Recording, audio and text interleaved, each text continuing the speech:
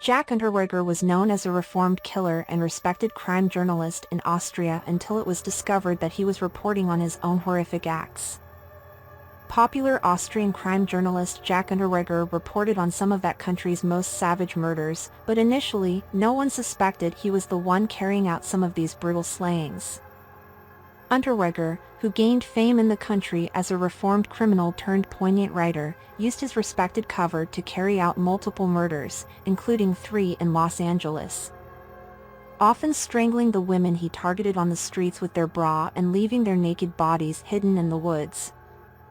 The charismatic killer then covered the crimes for the media, securing interviews with top police officials about the very murders he carried out. He seemed to be a nice guy.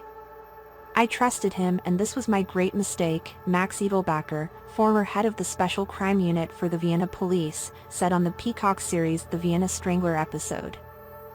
Unterweger's secret double life, filled with lavish parties with Austria's elite, ultimately came to an end in 1992 after police linked him to nearly a dozen murders in Austria, Los Angeles and Prague, and took him into custody in Miami, where he had gone on the run with his young girlfriend. Who was Jack Unterweger? Unterweger may have enjoyed a life of luxury after gaining notoriety in Austria, but he came into the world in 1950 under much less extravagant circumstances. He was the result of an affair between his Austrian mother and an American soldier, whom Unterweger never met. His mother too disappeared pretty soon and left him with Jack's grandfather, a violent man. Malte Herwig, author of Austrian Psycho, Jack Unterweger, told World's Most Notorious Killers. Unterweger was then shuttled between foster homes and at the age of 16, began a life of crime, starting with small theft and graduating to robbery, car theft and fraud. In 1974, his crimes escalated to murder after Unterweger and his girlfriend saw Margaret Schaefer walking down the street and invited the 18-year-old to take a ride with them. Margaret gets in the car and quickly the whole thing takes this very dark turn. John Leake, author of Entering Hades, The Double Life of a Serial Killer, said on World's Most Notorious Killers. According to Leake, Unterweger punched Schaefer in the face, tied her hands behind her back and drove to the woods, where he forced her to get out and marched her into the trees.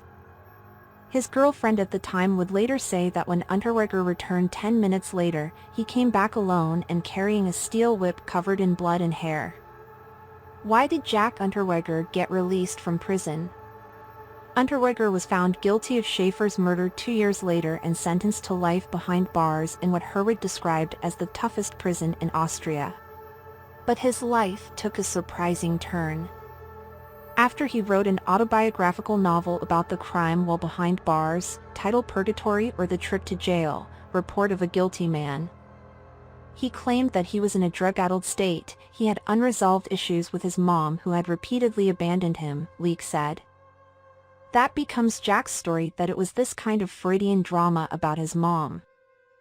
The novel soon became a critical success and Unterweger became the poster boy of criminal rehabilitation with many of society's elite, including Austrian novelist and playwright Elfriede Jelinek, calling for his release from prison. He was granted a rare presidential pardon and was released in May of 1990, after serving just 15 years of his sentence. Unterweger immediately became a media sensation, hosting his own press conference just after his release and appearing on a popular talk show on the Austrian Broadcasting Corporation. Wearing a distinctive white silk suit with a red carnation on his lapel, to talk about reducing the stigma surrounding those with criminal pasts. Jack Unterweger's victims. Cashing in on his popularity, Unterweger began working as a crime journalist, carrying out assignments for some of Austria's top media outlets. When women started disappearing from Vienna's red light district, Unterweger got an assignment from a popular evening radio show to report on the killings. He interviewed Edelbacher, a top Vienna police official, to get an update on the case. Unfortunately, it hasn't been resolved successfully because despite many investigative efforts, we haven't made any breakthroughs so far, Edelbacher told him at the time.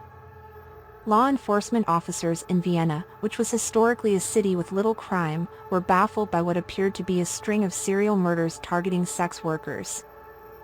The body of Sabine Moitzi was found May 20, 1991 in the Vienna woods. She was naked, lying on her stomach with her legs spread wide. This was a very unusual crime scene, recalled Ernst Geiger, head of homicide for the Vienna police. Usually, the offenders hide the bodies, but, in this case, there were only some little branches on the body, but there were too few to hide the body. She had been strangled with her leotard and stockings, which were tied in a special ligature around her neck. Just 3 days later, the naked body of Karen Iroglu was found in the woods under eerily similar circumstances. She had also been strangled with her own leotard. Rain had washed away any physical evidence that may have been left behind, giving investigators few clues to go on. In Vienna, we had no experience with serial killers, so we had no idea what was his motive, Geiger told World's Most Notorious Killers. Vienna police also soon discovered the bodies of Regina Prem and Sylvia Ziegler. As police investigated, Unterweger headed to Los Angeles for another radio assignment for the Austrian Broadcasting Corporation, exploring the darker side of the City of Angels.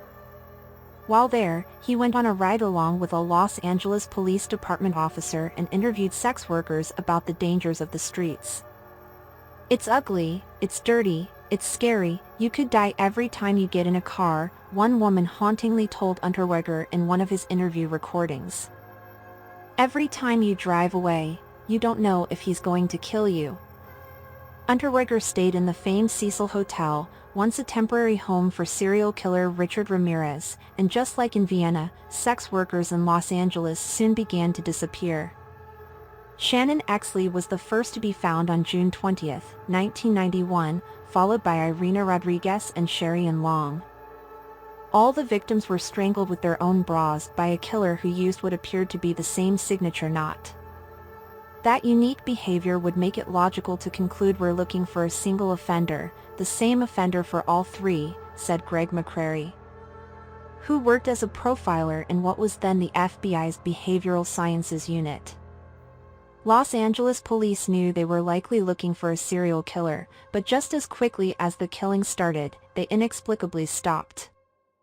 By then, Unterweger was back in Austria.